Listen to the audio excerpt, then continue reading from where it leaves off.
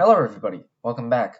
Today we have another very exciting game that was between Caruana and Nakamura. This game will illustrate how one should play when kings are castled on the opposite sides of the board. So without further ado, the game began with e4, e5, knight f3, knight c6, bishop b5, and this is the Spanish, knight f6, this goes into the Berlin, d3, bishop c5, bishop takes c6, d takes c6, and knight bd2. For those of you wondering, knight takes e5 is not playable in this position. In fact, this is actually a trap because of queen to d4. Now the knight on e5 and the pawn on f2 are both under attack, and you can't really save both. Bishop e3 is really your only response, and after queen takes e5 you can play d4, forking the queen and the bishop. But the problem is bishop to b4, c3, queen takes e4, c takes b4, queen takes g2, rook f1, and bishop to h3 will win the game for black. So don't play knight takes e5, instead play knight bd2.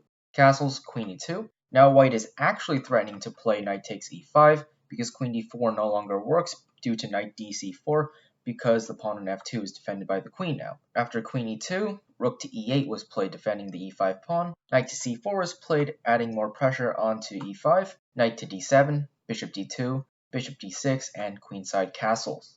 Now we get into the action of the game. Both sides have castles on opposite sides, and when this situation happens, the usual plan is to advance pawns forward and towards the opponent's king, and destroy the pawn shield in front of their king. So the pawn shield for black would be the pawns on f7, g7, and h7, and for white it would be a2, b2, and c2.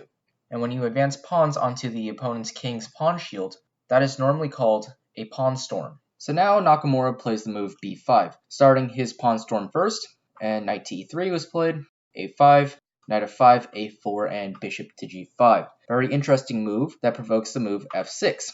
And the reason why Caruana did this will be clear in two moves. Bishop to e3, knight c5, and g4. Now we can all clearly see why f6 was provoked. The reason being, g5 can now be played, and with the move g5, it will create a lever with f6, and the g-file will be opened. So now bishop to e6 was played, and obviously the pawn on a2 is being attacked, and white defends it with king to b1. a3 is not good because black can create his own lever with the move b4 and start opening up lines against the king. And after a takes b4 and knight to d7, black is clearly better because he has opened up lines against white's king quicker than white opened up lines against his king. Please note that in opposite side castling positions, the most important thing is often not the number of pawns one has, but the amount of lines that are opened against the opponent's king. So please take note of that because that's one of the most common themes in these types of positions. So instead of a3, king to b1 was played, b4, and g5. So now white creates his lever and starts opening up lines on the king side.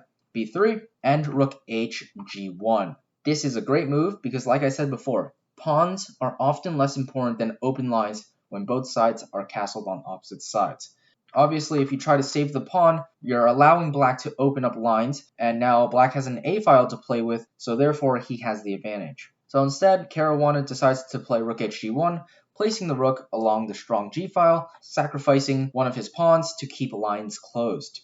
B takes a2, king to a1. Once you start to analyze this position, you start to realize that black's pawn on a2 shields white's king from many of black's threats. Black would actually rather not have the a2 pawn on the board. This is a very common theme and can also happen to white as well. For example, if white plays g6 in the future and captures on h7, black's king will often hide into the corner instead of capturing the pawn on h7, because the pawn on h7 will actually help black defend. So that is also another very common idea in these types of positions, so you should probably take note of that. And now bishop takes f5 is played, a great move, removing one of white's key attackers that was applying pressure onto the g7 pawn, and when combined with the rook, it's pretty much unbearable, so trading it off was a good idea. E takes f5 and a3. So now I ask you, what's the best move in this position? Remember what I said about the most important things to do in opposite side castling games. The correct move was b3, and this was played in the game. Closing lines in front of your own king is the most important thing because you don't want to be under attack. Knight a6 was played, and c3.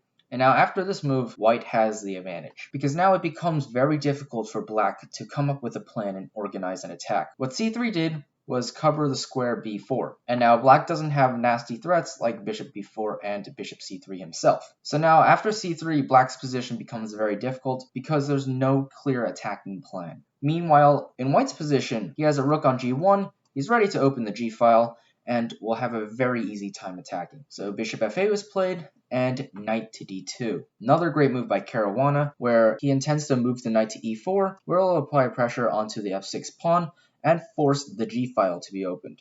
And once that happens, it's basically game over. So instead of letting knight e4 happen, Nakamura decides to play f takes g5, rook takes g5, knight c5, rook g3, and e4. A move that immediately loses the game for black, but he was desperate. For those of you wondering, queen takes d3 is not possible due to queen takes d3, knight takes d3, and knight to e4, with two obvious threats, rook takes d3 and knight to f6, both of which are gaining material. Knight to b2 is really your only defense, and rook dg1. And now both of white's rooks control the g-file. It's game over at this point. But e4 was played as a desperation move, but after bishop takes e5, bishop takes c5, obviously, the intermediate move of e takes d3 doesn't work due to queen g4, and now bishop takes c5 is impossible due to checkmate on g7. After bishop takes c5, knight takes e4, and the rest of the game isn't very difficult. White's pieces are just so active, and there's a direct attacking plan against black's king. Meanwhile, black's pieces aren't really in a position to take advantage of any open files along white's king, so it's game over at this point. Whatever black does, he is inevitably going to lose. Bishop to d6, rook h3, bishop e5, d4, bishop f6,